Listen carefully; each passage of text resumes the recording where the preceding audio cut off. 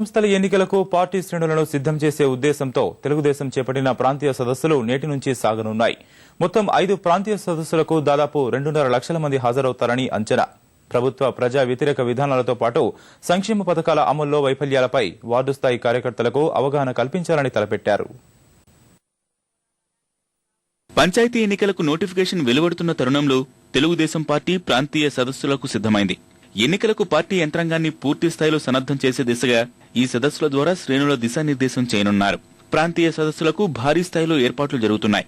ఇవాళ విశాఖపట్నంలో ప్రారంభం కానున్న ఈ సదస్సులు రేపు విజయవాడ, 5న తిరుపతి, 6వ తేదీన హైదరాబాద్, 7న వరంగల్లో జరగనున్నాయి. ఒక్కో సదస్సుకు దాదాపు 50,000 మంది హాజరయ్యేలా ప్రణాళిక రూపొందించారు. అన్ని ప్రాంతీయ సదస్సులకు చంద్రబాబు హాజరవుతారు. ఇవాళ విశాఖపట్నంలో నిర్వహించే సదస్సుకు ఉత్తరాంధ్రలోని 3 జిల్లాలతో పాటు తూర్పు గోదావరి జిల్లాల నేతలు, గ్రామస్థాయి నేతలు, కార్యకర్తలు హాజరవుతారు. విజయవాడలో జరిగే సభకు పశ్చిమ గోదావరి, కృష్ణా, గుంటూరు, ప్రకాశం జిల్లాల నేతలు, అలాగే తిరుపతి సదస్సుకు నెల్లూరుతో పాటు రాయలసీమ 4 జిల్లాల నేతలు హాజరవుతారు. హైదరాబాద్ లో జరిగే కార్యక్రమానికి రంగారెడ్డి, ఆదిలాబాద్, మెదక్, మహబూబ్ నగర్, నల్గొండ జిల్లాల నేతలు, వరంగల్ సదస్సుకు ఉత్తర తెలంగాణ జిల్లాల నేతలు హాజరయ్యేలా ప్రణాళికలు సిద్దం చేశారు. 2014 సార్వత్రిక ఎన్నికలకు స్థానిక సంస్థల ఎన్నికలు సెమీఫైనల్స్ గా పరిగణిస్తున్నారు.